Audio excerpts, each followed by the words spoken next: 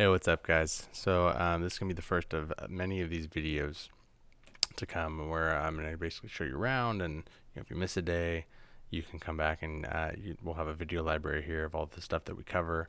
You should be able to take this from a link from Google Slides, and so yeah, let's go ahead and dive in. So you guys have already had a chance to play around with it. I've showed you guys how to get to the packs. Or right over here in the browser window. You can see here are all of our packs.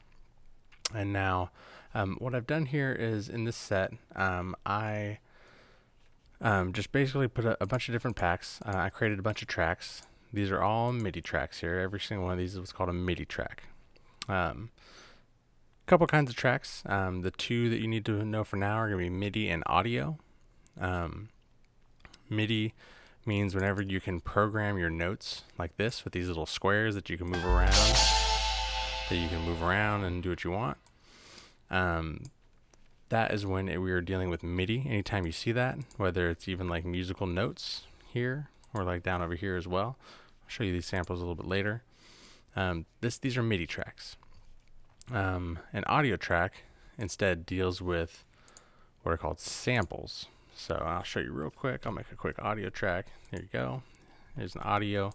It says at the top. So you can create these new tracks by going up to Create up here in the ribbon, and you can do Create Insert Audio Track or Insert MIDI Track, or you can learn the quick commands. Okay, so if I grab one of these samples from the sample section, let's say I'm gonna drag that out there. You'll see that down here I don't have, like I have with the MIDIs, I don't have the little colorful squares, rectangles that I can move around and stretch them out and stuff. Instead, I'm actually dealing with an audio file here. So we're going to dive in more into these later. So but I just want to show you the difference there. Okay, so that is why you have audio and MIDI tracks. Okay, so like if you're going to record a microphone, if I wanted to record this microphone in Ableton, I would do it into an audio track. All right, back to MIDI. We're working with MIDI right now. All of these pack drum kits deal with MIDI. They organize all these samples. So if I click on one, if I hold Shift and press Tab, it'll take us over to this other view here where I can see all the samples. I can see all the parameters for each of the samples. I can scroll through. It shows me now there's the actual audio for that kick. And so this is how all the samples are laid out, and then you program them this way. So it's pretty cool. So if you want to go in and you want to manipulate, like you say, oh, I don't really like the way that kick sounds, you could go to this menu, click on kick, and then you can actually mess with the volume. You can transpose it, which means you can like raise it up in pitch. So, and then if I transpose it, it's going to sound higher, way higher. Okay. And double clicking on any parameter will return it to its default. So, all right, so let's take a look at some of the stuff we see here. So again, I held Shift and I pressed Tab to get back to the MIDI view, the MIDI note view. Let's go ahead and play some of these and see what's going on. Let's see. Notice that I'm down at 100 BPM over here. It normally starts off at 120.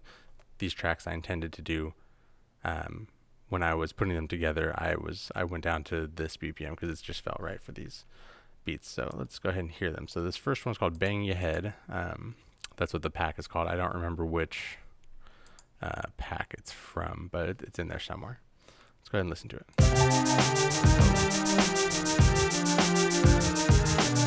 Okay, something important to know. I had these two tracks. I had just recently played them before I started this video, and they were triggered, and you can actually tell with the they had little green play buttons. So I'll show you real quick. I'll stop. Oh, hold on now. If I play both these and I press this stop up here, you'll see that they still are green, which means that as soon as I press play on anything, they're going to play up again. And that's just one of the features that's built into live, has to do with when you're doing live performance. But if you don't want that to happen, what you need to do is down here, well, you could click any of the stop buttons in a given track row, and here's a stop button down here too. That's a handy one. You can click on that and you'll see that it'll just turn this one off right here. Okay, and that one is no longer green. And if I wanted to, what I really like, just before you get started with something, this one over here, this little stop button, is stop all MIDI clips. So if I had a bunch of them, this is going to sound really bad. Just warning.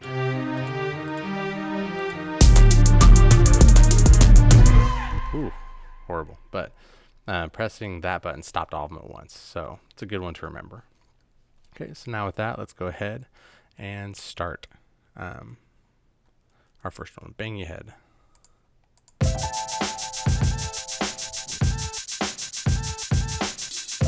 Okay, you can hear that hi-hat going. That guitar is pretty much hitting at the same time as the kick drums.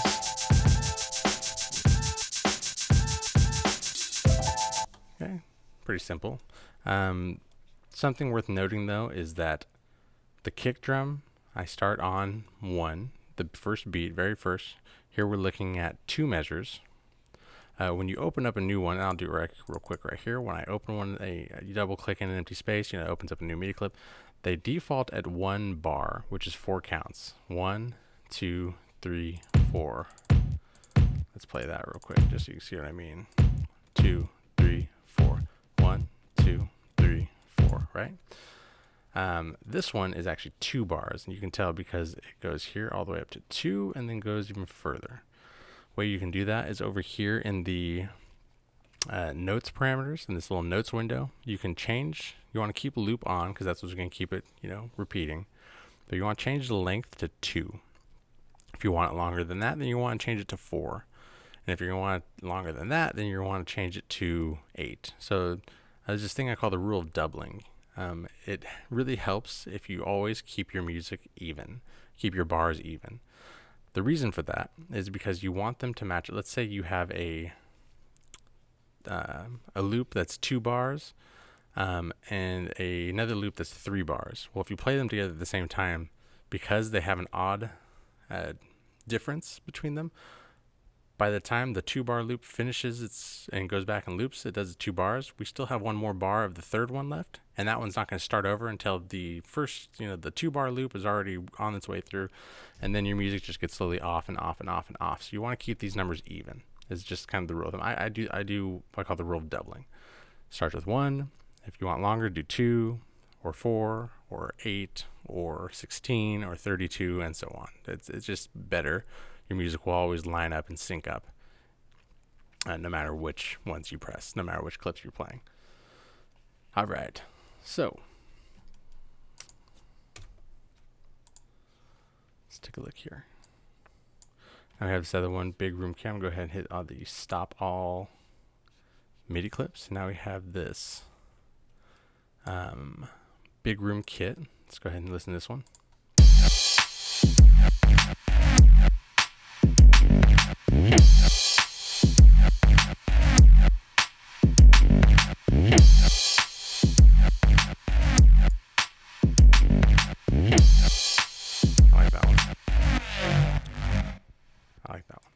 That one has it continues to play that note even after you stop it, which is kind of cool. But again, very simple here. Notice that again, just like the last one, the kick is on 1 and 1.2 is the snare. Okay, kick on 1, 1.2 is the snare, 1.3 is kick, and then 1.4 is a snare. Same thing here, and it's really important that you try to follow that, at least in the beginning. If you want to get more creative with your beats later on, that's fine. There's no rules to music. But when you're getting started with this, typically the downfall that I see is that a lot of students want to adjust the speed of their song by moving their notes, crunching them together faster, crunching them together so that it sounds faster. You don't want to do that. You want to stick to the grid. Okay, stick to the grid. And at the very minimum, pretty much all and just about every 9 out of 10 times, you're going to have your snare or your clap is going to be on 1.2 and 1.4. You can do all kinds of crazy stuff with the kick, but as long as that snare or clap is on 1.2 and 1.4, and then the .2 and the .4 of every single bar, then it's going to sound right. It's going to sound like everything's together. Okay, so that's important to remember. All right. Let's go ahead and take a look at some other stuff here. So we got this other kit.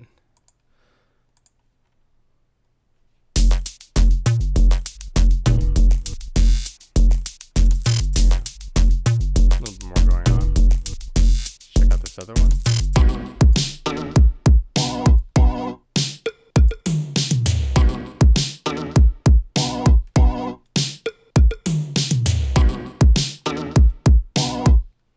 You see the kick variation do, but the snare is still there on 1.2.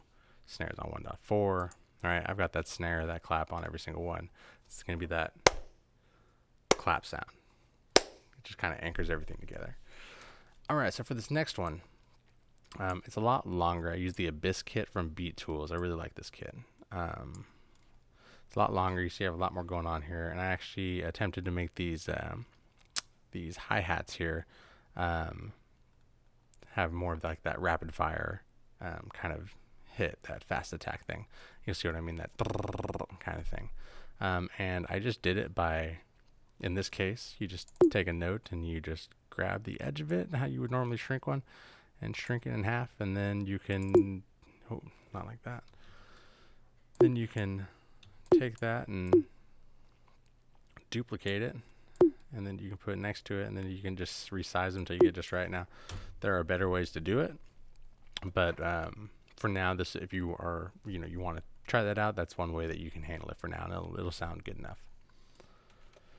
All right, so for this song though, this song was at 85 BPM when I was putting this together. It does not sound right. The synth sounds way too fast at 100 BPM. So, and I'll let you see what I mean by that if I play it here. And you'll see that I can either hit here, or you can also hit in the horizontal all the way over. You have these scenes. What that will do, that will launch every clip that is in that row. Okay, I only have one, but I'm just kind of used to hitting these, so I hit them sometimes, just like that. And it also stops all the other ones that aren't in that row. So it will stop everything else. So if I am playing this one, and then I press this, and it's this one, sorry, then it will stop that one.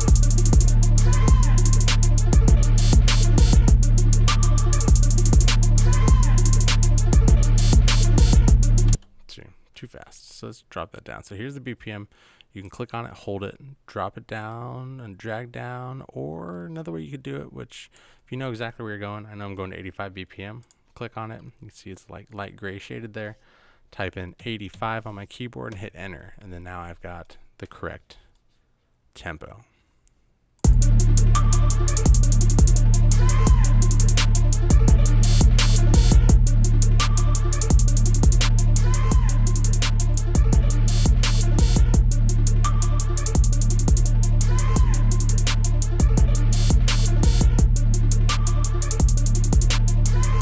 So that one's got a lot more going on with it, so you can play around with that a little bit.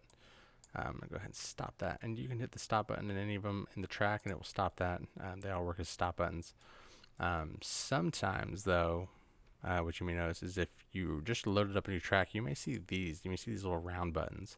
Those are record buttons, and that's how you can record something into a MIDI clip or like a little clip space. You can do like a little live recording with the finger drums or something like that.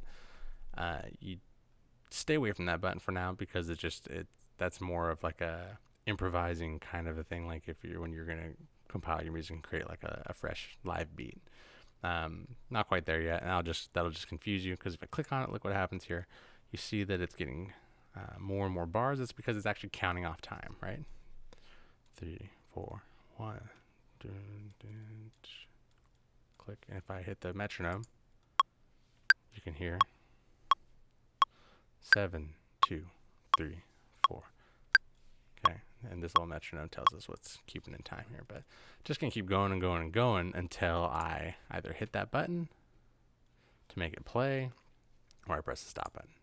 Right, so the reason that's there is because this little red button down here, and that's called ARM for record. You can just make sure those are off for now, because that's when you're recording live. And so you don't want those little circles, or they'll screw you up. All right, so the last one, oh, not the last one, another one we're going to look at is this cello here, or actually it's a double bass, which is basically like a big cello. So this one is actually done with a MIDI instrument. So instead of like the packs like you've seen, I've got one instrument and I've got all the notes to it. Okay, so you're still programming notes the same way, but instead I'm only working with one instrument, and we are actually making some kind of melodic line here. So let's go ahead and hear what this sounds like. And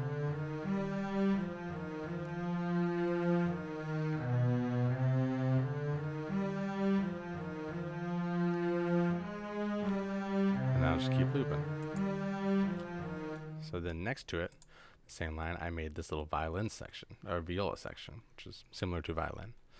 And I've got this other little line going. Let's hear how that sounds.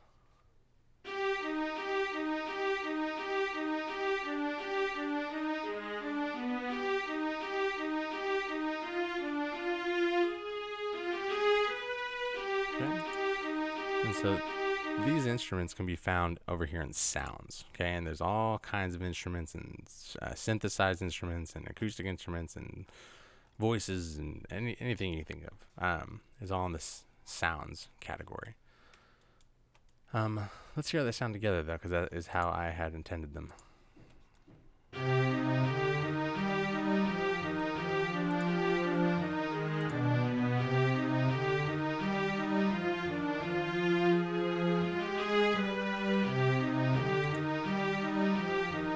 Kind of cool. So another cool feature, this is new with Ableton Live 10, is actually if you click on one and you hold Control and click on another one, what they'll actually do is they'll show you the MIDI notes in both of them. So now you can actually see, I'll scroll up real high here. My face is a little bit in the way. Let me move that out of the way. Oh, nope, that's not what I wanted. Right there. So there you see the two different clips. This is the cello, this is the violin, or the violas. Okay, and now you can actually see them working together, which is kind of cool. If I click on play, so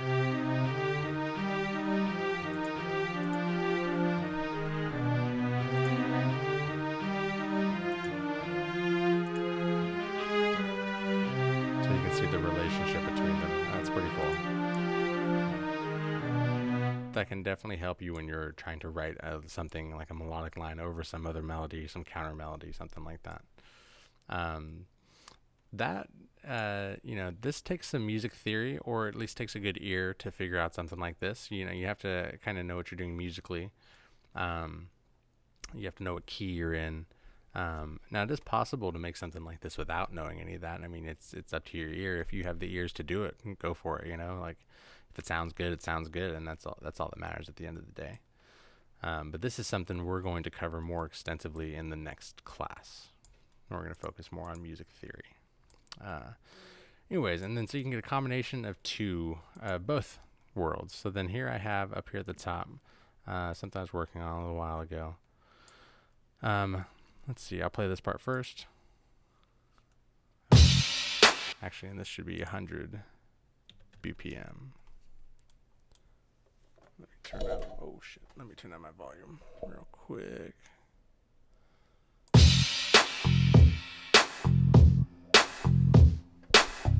Okay.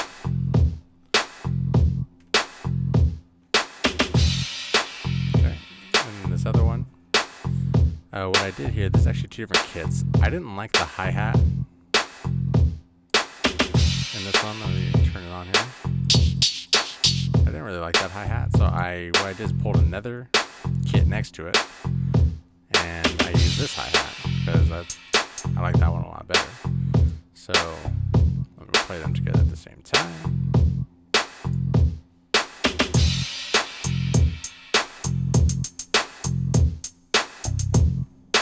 Okay.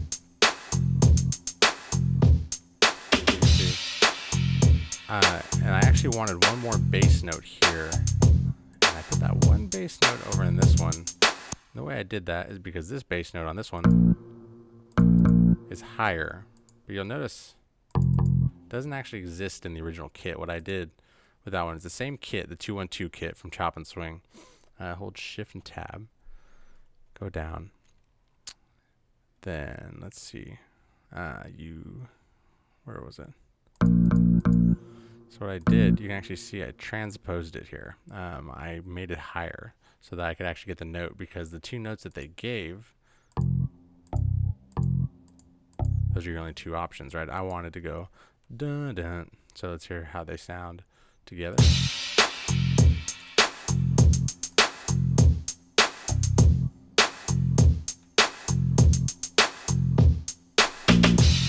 Dun, dun. Just something I wanted to do to add a little bit of variation. So you can get in there and change things around like you want. I totally changed that, and you can see it right there. It's transposed quite a bit.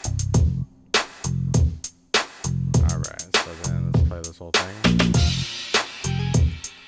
So this one's a combination. It's got some MIDI notes in it too.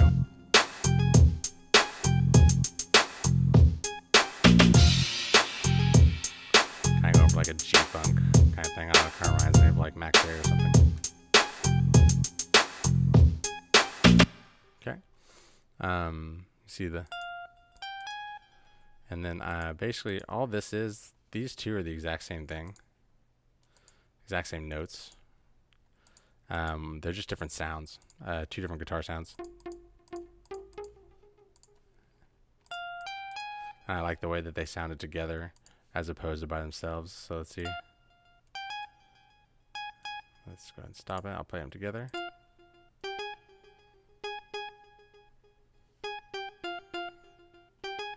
See if I solo them. This little S button is how you listen to only one track. That one's more of like a palm muty kind of thing. This one has that more put together. They sound nice. So let's play it all.